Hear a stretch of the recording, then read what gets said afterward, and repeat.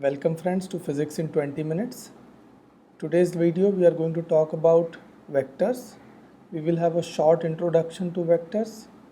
We will talk about scalars and vectors, representation of vectors, displacement as vector quantity, unit vectors, parallel and anti-parallel vectors, and null vectors. So let's go ahead. What are vectors? Suppose you are moving out from your home in two different directions by the same distance. Let's say you are moving towards north and you are moving towards east. Now you are not going to land up at the same positions.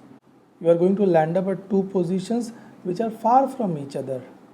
The quantity in concern over here is displacement, whose description is incomplete without specifying its direction. The other example is pushing an object. Suppose you push a cupboard towards right, or if you push a cupboard towards left, the net results are going to be different. The quantity in concern over here is force.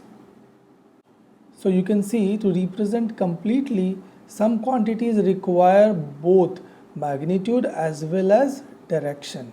Such quantities are called as vector quantities. We have seen the examples of displacement, force, and some other examples are velocity, acceleration.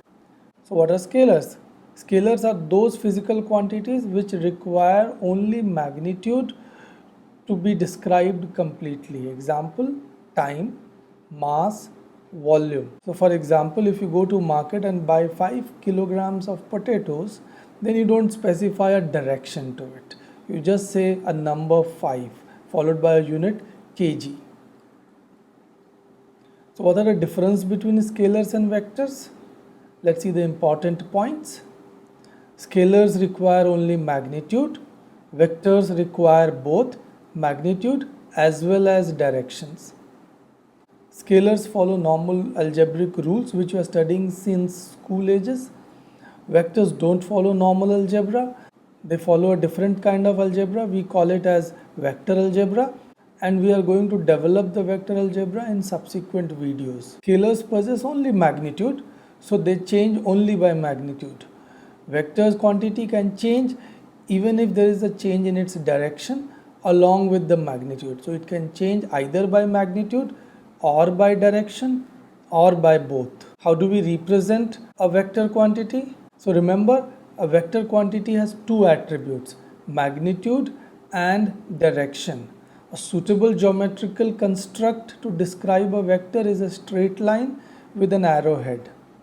Here the length of the straight line or length of the arrow is proportional to its magnitude, while its orientation in the space gives its direction. The arrowhead is simply called as a head, while the other blunt end is called as the tail. So how do we represent it analytically? So the two ends of the vector can be given a name, A and B, and in this case it can be written as AB, and on the top we can write a small arrow sign and we read it as vector AB. In simplistic situation it can be even represented just by one letter. Let's say A, on the top there is an arrow sign and we read it as vector A. The magnitude of the vector is represented by modulus sign. So it can be written as mod of vector AB or mod of vector A. The magnitude is the length of the vector as we have seen earlier. So the mod of vector AB or mod of vector A is equal to length of the vector. Let's have a closer look at the displacement vector. Suppose you go from point 1 to point 2. In how many ways can you do this? So if you think about it, you can do it in many ways. You can take any path and each path will give you different distance. So if you follow a path 1, you will follow a certain distance, while if you take another path, you will follow some different distance. What is the displacement between 1 and 2? The displacement between 1 and 2 is given by the straight line path between 1 and 2, which is also the shortest path between 1 and 2. If you draw a vector from point 1 to point 2, then this vector will be the displacement vector. Remember, if it's a round trip, that is if you start from a point and come back at the same point, then the net displacement will be 0 because displacement vector will have 0 length. So for example, You may step out from your home in the morning, go around places and come back in the evening, then your net displacement will be zero even though you travel a lot of distance in the whole day. Let's take an exercise to understand these concepts. Ramesh walks 300 meters towards east from his home. Then he takes a left turn and walks 400 meters straight. What will be his displacement with respect to his home? At this point, you can pause the video, try to solve the problem and come back and see the solution. Here is the solution. Now, to solve these kind of problems, we can draw a diagram. Here is my diagram for solving this. I can lay a grid in which east is towards right, west is towards left, north is towards top and south is towards bottom. Home can be placed at the center, which is the origin of the movement. Ramesh starts from home and moves 300 meters towards east. So I can show it by a small vector of 300 meter length towards the east. Then he takes a left turn and moves 400 meters straight. If he takes a left turn, then he will be moving towards north now and he moves by 400 meter. The question is, how much is his displacement now? So his displacement will be, as we have discussed, is given by a straight line from starting position to the end position. So if I draw a vector from his home to his final position, then the length of this vector will be the magnitude of his displacement, while the direction of this vector will be the direction of his displacement. So how do we calculate it? So you can see that the three vectors form a right angle triangle. Therefore, I can use Pythagoras theorem in order to get the third side, that is hypotenuse. If I use that, I will get that as 500 meter. That is the magnitude of the displacement. What will be the direction of the displacement? The direction of the displacement can be obtained by the fact that tan theta is side opposite upon side adjacent, which is 4 by 3. Therefore, theta is tan inverse 4 by 3, which is 53.13. I can approximate it to 53 degrees. So how will you describe the displacement of Ramesh? The Ramesh's displacement will be 53 degrees north of east by 500 meter. Let's see another concept called unit vectors. They are very important.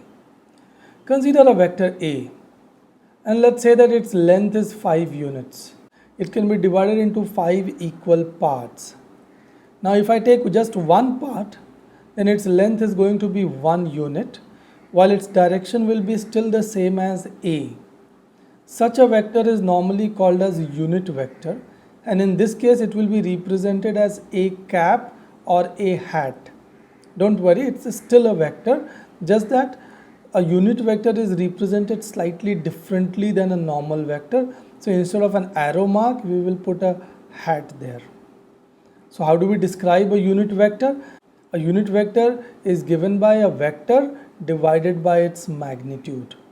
So A cap or A hat is equal to vector A divided by modulus of vector A.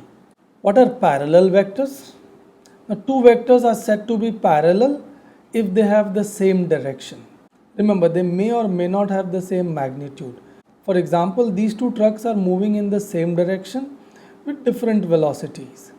Their velocity vectors are going to be parallel in this case. VB is parallel to VA. Along with being in the same direction, if they even have the same magnitude, then such two vectors are called equal vectors. So you can see a third truck C, if it is also moving in the direction of truck A, then the two velocity vectors are going to be equal. VC will be equal to VA. Do remember, the two equal vectors are always parallel vectors. The angle between two parallel vectors is always 0 degrees. So what are anti-parallel vectors? You can guess easily now. Two vectors are said to be anti-parallel if they have opposite directions.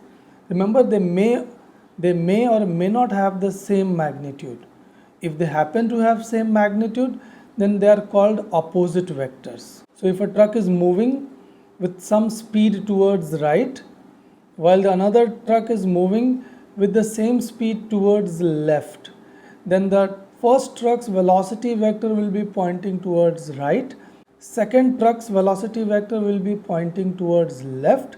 Since they have the same speed, they will have the same magnitude, and such two vectors are going to be opposite vectors. They are represented with a negative sign.